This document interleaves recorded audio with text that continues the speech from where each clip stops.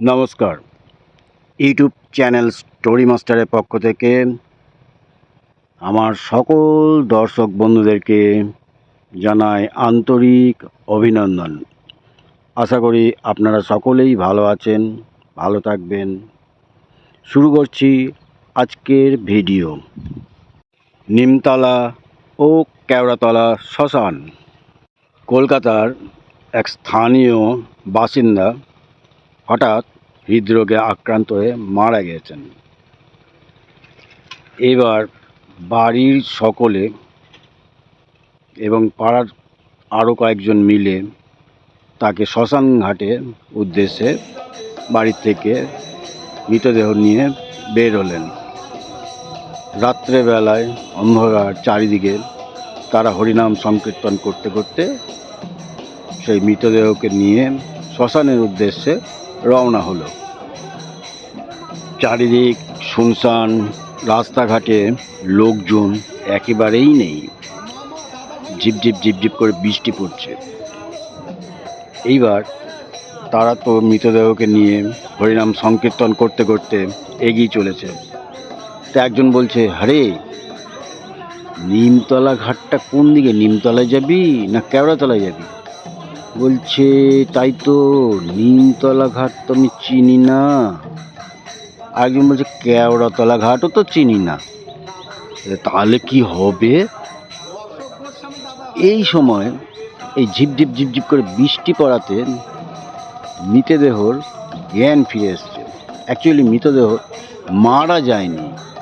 ভদ্রলোক হঠাৎ করে হার্ট অ্যাটাক হয়েছিল ঠিক কথাই, কিন্তু পুরোপুরি তিনি মারা যাননি।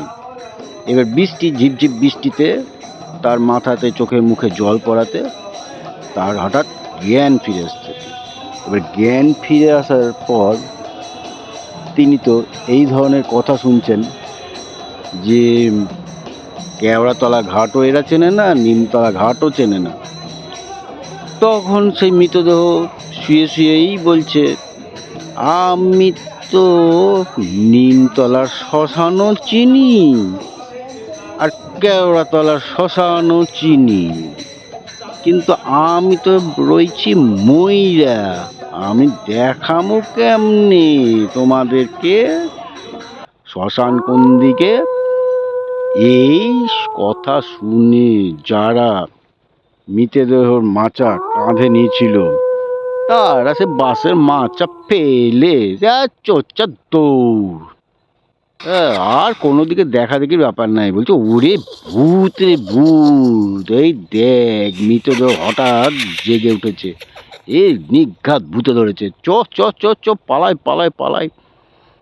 তারপর ভদ্রলোক উঠে হাঁটতে হাঁটতে হাঁটতে নিজেই নিজের বাড়ি চলে গেছেন। সবাই তো দেখে অবাক, বলছে, আরে এ কি ভূত নাকি? প্রথমেই তো সব ভূত ভূত ভূত। বলছে, আরে ভূত কোথায়, আমি জল জ্যান্ত, আমি কি মরেছি না? তোমরা আমাকে শ্মশানে নিয়ে চলে যাচ্ছ না দেখে শুনে।